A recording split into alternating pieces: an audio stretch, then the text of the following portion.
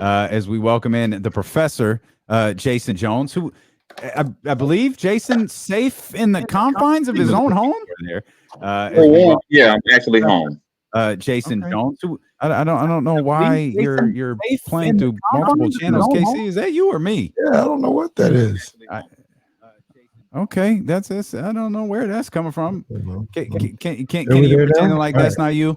No, I guess it was. I don't know where it was. I just closed like 3 or 4 windows. That's all it was. You probably had the YouTube channel. Something crazy didn't happen, so hey. That's facts. What jersey are you wearing? Deacon Jones. This is a Deacon Jones. Okay. Deacon Jones rant. So we know where your allegiance are. Man, I was home for a few days, and the Rams bug. I had this for a minute because I have this thing for jerseys with Jones on them. Like I'm probably the only person in California not related to James Jones with a James Jones. Oh man. Packers jerseys because I like jerseys with Jones on them. But yeah, being down there and like seeing a total of 0 Charger fans, and just the fact that hey, it's still. I mean, if LA wins, LA wins. So hey, I'll roll with it. Go Bengals. Well, let's whatever. Guess what? If the NFC title game was only 3 quarters, the Niners be playing the Bengals this weekend. Okay. Do we have to start on the Raiders? How old were you when they won a playoff game last? Hey, how about we don't talk about the Raiders or the 49ers and we talk about Tyrese Halliburton, who was traded today. You had some what? What you trying to say? No, you had some fun videos, some fun retweets on Twitter following the trade from someone who covered this team for a very, very long time and still covers the league. What do you think about Tyrese Halliburton headed to Indiana, and maybe more importantly, Domantas Sabonis, 2-time All-Star, coming here to Sacramento? I think the first thing for me was that Sabonis is the best player they've had since DeMarcus. Easy, the best player they've had on this team. And secondly, I thought about the idea of your 2-man game is now Sabonis and De'Aaron Fox.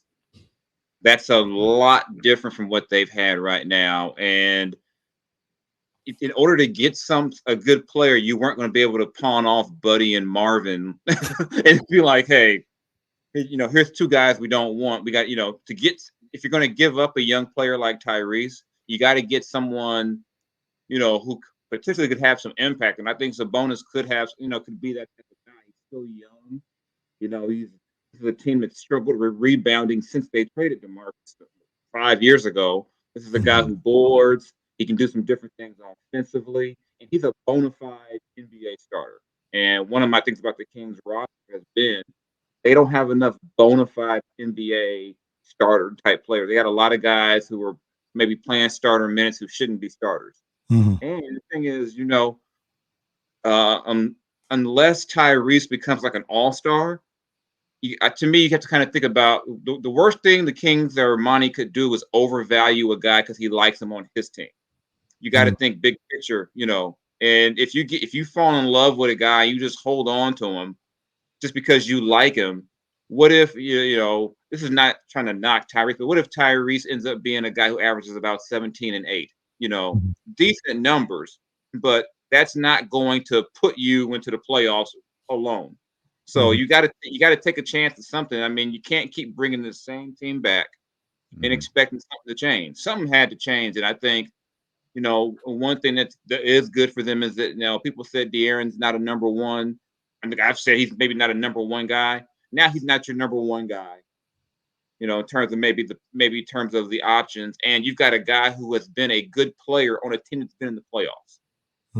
This isn't a guy. I mean, he's not a perfect player, but people say defensively he might have his issues, but he's played well on a team that's been in the playoffs. This isn't a guy who's put up just empty numbers his entire career. Yeah, I look at this and tell me what you think about this, Jason.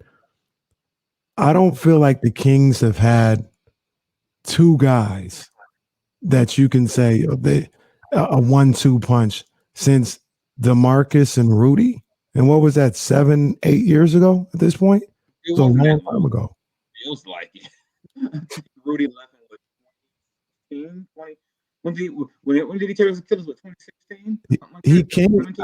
Yeah, It was 2017 because he tore it the same year that they traded DeMarcus. So it's been 5 years. Man.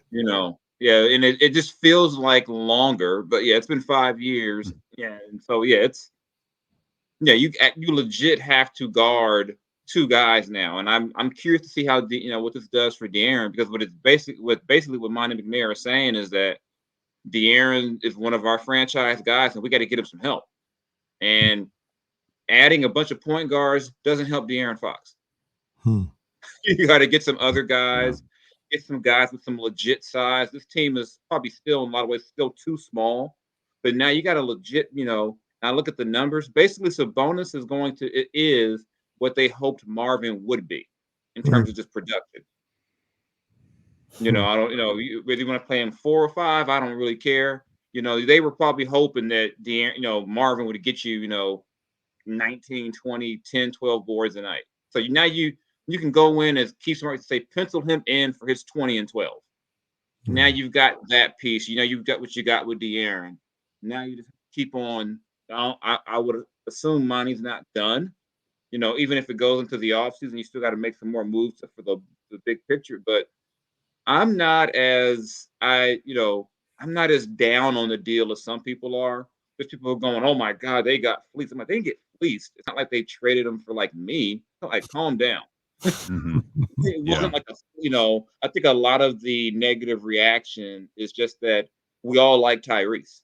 That's it. But as a guy growing up in LA who loved Eddie Jones, at some point you got to do something different. And I loved Eddie Jones, but Eddie Jones had to go because that kid number 8 was on the bench, and plus they weren't going anywhere with Eddie. They were going to the same spot. And with this group, you weren't. I mean, they weren't going to get. They probably weren't going to get to 10th with this group. So you've got to do something, even if it doesn't help you this year. You go in the next season, you can say we got Sabonis and Fox. That's a much better starting point going into 2022-23 than saying we got 3 point guards and like 8 centers. Yeah, I completely agree. The Professor Jason Jones of The Athletic with us here on D'Lo and KC. Do you? We asked Mark Spears this. I'm curious your thoughts. Does this put more pressure on De'Aaron Fox with Tyrese Halliburton being out now? I don't know if it puts more pressure, just because when they played together, it wasn't. I mean, maybe I'm blanking. There were a bunch of games where I think Tyrese just like outshined De'Aaron when they played together. Most of Tyrese's great moments in terms, statistically and everything, a lot of them came when De'Aaron wasn't playing. And I think when De'Aaron's healthy, De'Aaron was still clearly their best player when he was healthy. And that's why they had so many struggles, because when he was struggling, they had no way to compensate for what he gives them. So I don't know if it puts more pressure. I mean, the pressure's going to be there. He's a max player. So I don't know if it puts. I think in some ways it should maybe relax him some. You don't have that. Okay, there's another guy. There's another guy that everyone wants to replace me with right here, and I think Davion is different enough from him where you can see how they play. They can play off of each other. It's a little, Davion. You can put him out there next to De'Aaron, and it's weird to say, but Davion doesn't need the ball to impact the game. And the problem you had with playing Tyrese and De'Aaron together is you had 2 guys who needed the ball. Davion's going to have an impact if he shoots the ball 4 times or 15 times. And now that we've seen that Davion has the people at Baylor told me he can be a factor on offense, but Davion is going to have an impact no matter what, just because of his defense and the effort he brings and those type of intangibles. So I think that there will be who's the point guard? You know who the point guard is, and when you play Davion with De'Aaron, you can put Davion at the on the 1. De'Aaron can defend 2s, and I think if you get an engaged De'Aaron defensively with Davion, that can be hell of a defensive backcourt. I mean, that can be hell for teams if you get Davion, and when we've seen when De'Aaron's engaged defensively, he can wreak havoc. I mean, long arms, quick, good instincts. It's maybe now you'll see some of that, because that's probably to me the biggest area where Tyrese had to still get better as a young player was just defensively, just wasn't strong yet. We might now end up seeing that happen in Indiana, but the Kings are in a position where they just don't want to get to year 16 and missing the playoffs. So maybe this can get them into the play-in. If you get in the play-in, like Memphis showed, anything can happen once you get in that situation. So I think De'Aaron will be fine. I don't think anything really bothers him anyway, but I think this will be good for him just because you're the man in the backcourt. Now we got I really want to see what they do defensively now with those two guys. I think that can ignite some fun things out there for them. So you kind of touched on it a little bit, but what does this deal say to you about what the franchise was thinking? I mean, a lot of people were expecting them to, tank. They're out of it. The season's over. There were reports out there saying we're not tanking. We're trying to make the playoffs. I think I don't want to say the best of both worlds. I don't want to necessarily go there, but this is a situation where they got a deal done that makes them better today. And even if they fall short of their goal, it's not like they went out and got James Harden and he could be gone as a free agent. Sabonis is going to be here for another 2 years, and maybe you can help build around with that. Is this deal telling you that they're not closing up shop on this season while still being able to have the opportunity to look forward? Yeah, and I think they kept talking about they weren't going to pack it in and tank this year, but what you saw in the court, you kept on saying, well, what are you going to do? Because this team isn't going anywhere. I think everyone can agree the group they had wasn't going anywhere. That group wasn't going to do anything for you. So I think they said, it's the best of both worlds. Maybe Sabonis can give you a push to 10, and if not, you're going the next season with him and De'Aaron. And depending on who else you keep on the team, and you can start to maybe put together a better team that fits. De'Aaron's never played with a big like this, right? He's never played with a big who can set him up. So, a lot of times De'Aaron has been the only guy who can get his own shot. You get a ball to Sabonis, he's going to get a shot. He can get his own shot. He can shoot the three. He's never had this is the best teammate De'Aaron's ever had. So I think this could make De'Aaron better, and maybe we do see the all-star version of De'Aaron because he's playing with a guy who is, in terms of talent and skill, the best he's ever played with in the NBA. It still feels like the roster's in balance, though. Like, do you think is it a necessity that more moves are made prior to noon Pacific Standard Time on Thursday? I think it would make sense if they were. I mean, if you could get some more immediate help, on the wing. I mean, they still got a ton of centers, a ton of bigs, should I say, which was always a weird thing going into the season. I mean, why they had so many bigs. I don't know what they can do, but, maybe Jeremy Lamb helps a little bit on the wing. Holiday can maybe help them, out there as well. Kind of give them a little help in that regard. But I think even if it is unbalanced right now, you still got the, if you look at a trade, a lot of times I always say, who had the best player in the trade? And they probably got the best player in the trade. As much as I like Tyrese, we're talking about where Tyrese is, February 8th, not where Tyrese will be in 2 years. All right. And, and I think Tyrese may end up being better down the road. Who knows? But the Kings can't afford to sit around and go, okay, you know what? Let's just keep holding on and keep losing every year with the hope that in 2024, we now have this dynamic backcourt. But by then, you got to kind of replace. You got to replace a Harrison at some point. You still had Buddy on the books. That wasn't going to be there long term. They still got Marvin on the team. I mean, there's still some things that they're going to have to clean up as they get through past the deadline and go in the next season. But this is the most impactful trade they've made in season. I'm trying to remember, probably since Rudy, in terms of bringing in a player during the season. Because when they traded DeMarcus, they didn't get an impact. I mean, the impact player they got in that trade was Buddy. They didn't get anybody. This is the first time since Rudy where they went out and got an established player. Said, okay, this guy's going to come in and can make a difference. Not kind of one of those fringe deals where it's like, okay, he'll come off the bench and maybe help us a little. Right. One of the guys that we've mentioned, and let me ask you this first: is Domantas Sabonis a power forward or a center in your eyes? And if he's a center, does that mean Rashawn Holmes is on his way out in about 48 hours. I don't care. I honestly don't care. He's better. So you figure it out. If he's a center, Rashawn backs him up. If he's a power forward, Rashawn starts next to him, and then when they want to downsize, Rashawn goes to the bench. I mean, it's pretty simple. I mean, to me, it doesn't matter. Because to me, it doesn't matter. He's better than him. Mm-hmm. I mean, I mean, I don't mean to sound cold, but who cares? You're right. He's better. It's about the team being better. And part of the problem the Kings have had is that they've put guys and said, okay, that's our guy right there, and didn't try to upgrade. I mean, if Rashawn is your sixth man, that's a hell of a guy to bring off your bench. Right.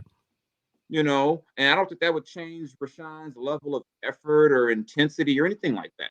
But I'm not going to, when you got a chance to get a guy who's been a two-time All-Star who's 25, the last thing, if I'm Monty McNair, I'm worried about is, well, what do we do with Rashawn Holmes?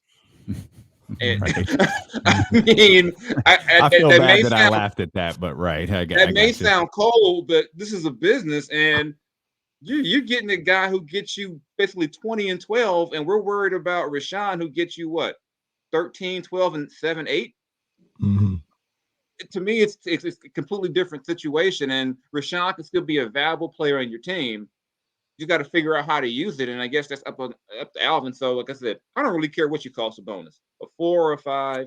He's your best. You know, he's one of your two best players, and now you've got a pecking order. Part of the problem the Kings have also had is that there's never been a real pecking order. A lot of times, it'll be a bunch of guys all fighting for that top. You know, thought the reason why Buddy shot so much was because Buddy was like, well, shoot, no one else is going to do it.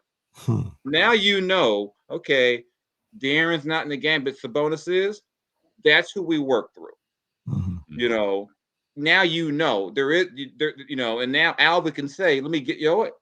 You're going to ignore the big man 3 times down the court, out the game. There is no, we're trying to figure out where to go. You know, you got a pecking order now. Now you can say, okay, hypothetically, De'Aaron, Sabonis, Barnes. Not that, you know, you want to call it, say, a big 3 per se, but you know, guys are going to get put in their right place. I thought it was always sometimes unfair to ask Harrison to be your best or second best player some nights. So if you get this team together and healthy, maybe you can start putting pieces in place that make sense. Did the Kings get better today? I think they did. I mean, I know a lot of people nationally are killing them. I think part of that is because I think we're all trained in the media to kill the Kings no matter what they do. That's right. I just saw Ryan Russillo tweet about the Kings. I'm like, fam, what are you doing? And Ryan Russillo knows ball. Like, I'm not clown. I was just like, wait, they literally just landed a 2-time All-Star and they're getting killed for it. And I think a lot of it is they just assume, you know, I think part of it is people, maybe they saw the highlights of what Tyrese did in Philly, like, oh my God, they just traded that guy. But you look at the body of work. Tyrese has been great sometimes, but Tyrese has also had a lot of times where he shot the ball 6 times, 7 times, you know, 12.6 assists. So when you're around it more, you can see the big picture. And I think a lot of it is just people are just trained to kill the Kings. The Kings could go in the street, you know, and rescue, dying children. Say, somebody having a heart attack. They're like, oh, the Kings, Kings messed it up somehow. This is just the way they are. People are trained to believe the Kings messed up no matter what. And I got some texts from people around I know who were like, oh, God, this is terrible. And they can't even tell me why it's terrible. It's like, oh, how could you give up Tyrese Halliburton? And I'm like, well, what were they going to do? I mean, you have to give up something to get something back. Right. And if De'Aaron is if you think about it, if you got Sabonis essentially, you Buddy was not part of your long-term plans. Neither was Tristan Thompson. You got Sabonis essentially for your second point guard. Well, I mean, if you want to really think about it, you got him for your second point guard. As good as he is, he was never in Sacramento. They were never going to put him ahead of De'Aaron. And so if he's not even good enough on your team in your eyes to be your number one guy, I have no problem with you moving off of him and getting someone like that to help you. I mean, Just because, as much as I like Tyrese as a player, if when Tristan basically says he reminds me a lot of Sean Livingston, and if you project forward, would you let, even at his best, Sean Livingston keep you from getting an all-star caliber player? You wouldn't. That's a bar. You wouldn't do that, no matter how much you like Sean Livingston. Yeah. And if and Tyrese may be better than that. We don't know that, but we got to base it on what Tyrese is today, and not what he may be, because we've seen a lot of teams hold on to guys because they were young and they liked them, and it bit them. Remember years ago when the Cavs refused to trade a young JJ Hickson? Because what might JJ become? And then he gets to Sacramento. My first thought was, after a few games, they didn't go get Amari Stoudemire for this guy. Yeah. But he was, and I think we get so infatuated. King didn't want to move on from him. Yeah. King said no. Y'all act like you just learned LeBron was a bad GM with the Russell Westbrook deal. LeBron been showing us. LeBron told us. You wouldn't let go of JJ Hickson? You can get so infatuated with, he's young, and then you mess around, and then now this guy's on, because think about it, in 2 years, would maybe, depending on how he develops, would you want to have De'Aaron on your team and then be offering Tyrese a max extension? I mean, there's just a lot of stuff, to think about, and it has nothing to do with Tyrese being a bad player, but to get something, you got to give. I mean, I think I tweeted that Sabonis was the best player since DeMarcus. People were like, no, Tyrese was the best player since DeMarcus. Calm down. Calm down. Tyrese ain't even the best player since De'Aaron, and that's not shade. And here's the thing: if he was, like I said, this is not shade at Tyrese. This is not Tyrese's fault. If Tyrese was your best player, what has it gotten in you this year? All right. I mean, and that's not shade to Tyrese, because I like Tyrese, but if you're going to say he was your best player, why were you down by 60 with him starting? Yeah. And that's and in no way am I saying that game or the Atlanta game or any of the games were Tyrese's fault. Right. But you can't have it both ways. You can't say we need to change things but keep everybody we like. Right. Or we want to change things, but only if it means giving up Marvin and Buddy. Right. We need to blow up the core and only keep De'Aaron, Tyrese, Harrison, Rashawn, Metu, and Damian Jones and Davion. Everybody else got to go. We got to blow it up. Other than that, blow it up. Blow it up. We're gonna blow this whole team up except for Marvin. But get Marvin and Buddy out. We blew and it go up. Get an all-star. Yeah, Marvin and Buddy for Brandon Ingram. They've been trying to trade Marvin for a year. Now, look, I'm being honest when I say this. I'm being very genuine when I say this. I may chuckle. Damian may chuckle. Even Jason may chuckle. But I promise you, this isn't a joke. How are you going to remember Buddy Hield here in Sacramento? I'm serious. I'm gonna tell you a truth. I'm gonna tell you how I remember Buddy, and it has nothing to do with the basketball court, because all my favorite Buddy memories are the random conversations I had with him. I mean, yeah, he would do some stuff on the court, but all my favorite Buddy memories have nothing to do with basketball. The one that jumps out to me first off is we were in San Antonio pregame open locker room, things they used to do before we had a pandemic, and that OJ series had just come on ESPN. And this is when I realized, number one, that I'm older than all these guys. And number two, these guys are hilarious. We're just talking. And Buddy just says, hey, if America had a princess, wouldn't the princess be Kim Kardashian? And I'm like, what are you talking about, Buddy? He was like, if America had a king and a queen, like, wouldn't the princess just be a Kardashian? And I'm like, I've never thought about this, Buddy, but that's hilarious. And then Buddy was amazed that I was alive during the OJ. He's like, bro, you remember that? I was like, I was in high school. Whoa. He was like, "Whoa, you remember?" And I became this like interpreter of 1994 for him. He was like, "Wow." And then I realized, Buddy's younger than me. Like, Allegedly. yeah. Oh yeah, I forgot about that part. He's a hell of Then an there's actor. and then there's Buddy telling me how the food in America stinks because even in the Bahamas they use seasoning in their Burger King that Americans don't get. And I was like, "What are you talking?" He's like, "No, we use seasoning at Burger King." He's like, "I can't eat Burger King in America because they don't use seasoning, but they use it in the Bahamas." And then when he did the fundraiser and his mom came out and cooked, I was like, "Oh, this is what she was talking about." He's like, "I told you, bro. I told you. Our food's way better than this American food, bro." I'm actually thinking about, and then my other, those are some funny ones. And I wonder if how our boy Leo's doing with this news, though. Oh, He's got to be devastated. He's still in the trade. F. You didn't get more? F. I shouldn't. I'm sorry. just minding my business. Drewski. Just minding my own business. That was a Shaq to Kobe lob. That was Kobe throwing it to me against Portland in 2000. That's part of my memories of Buddy. Just like Buddy being Buddy. Like I said, I think he's a cool guy. I always like talking to him. I wish him the best in Indiana. But poor Buddy, back in the summer, he thought he was going to be living in LA. Oh man, now he's going to Indiana. This dude do not own a jacket that will prepare you for Indiana.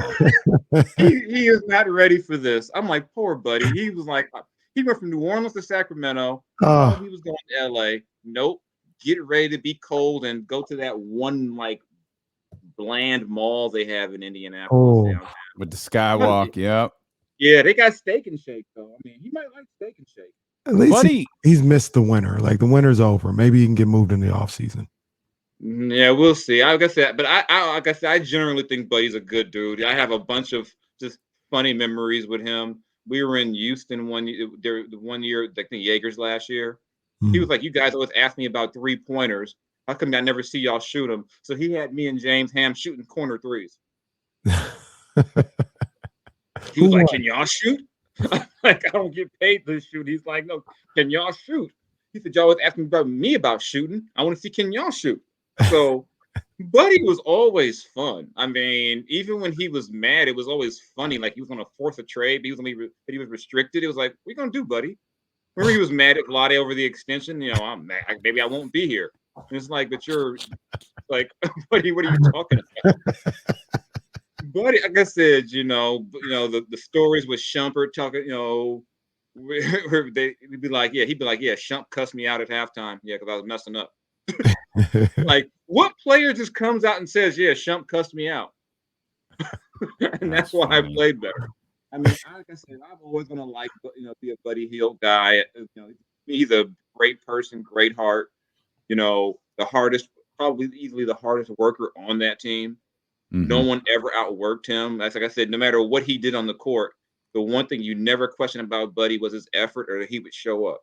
If he could walk, he was going to play. I saw him turn his ankle bad. Well, I'm playing the next game. I'm not sitting out.